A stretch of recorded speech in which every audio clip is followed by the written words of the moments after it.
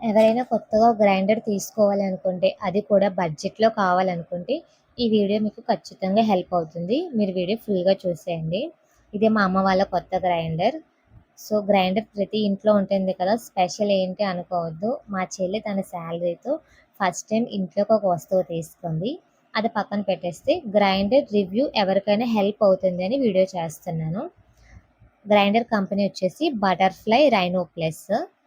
And quality వచ్చేసి చాలా బాగుంది. అండ్ డ్యామేజ్ కూడా ఎక్కడ రాలేదు. మేము అమెజాన్‌లో అయితే ఆర్డర్ చేసాము.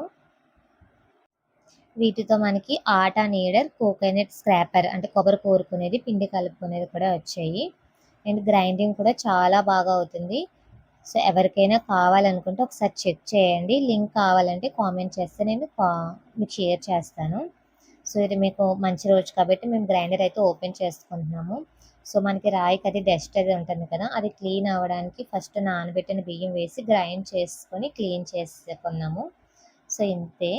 సో, ఆటా నీడర్, కోకోనట్ స్క్రాపర్ ఎలా వర్క్ అవుతున్నాయి మీకు తెలుసుకోవాలనుకుంటే కామెంట్ చేయండి. నేను నెక్స్ట్ వీడియోలో తప్పకుండా షేర్ చేస్తాను. సో, అంతేనండి. వీడియో నచ్చితే ఒక లైక్ చేసి మన ఛానల్‌ని ఫాలో చేసేయండి.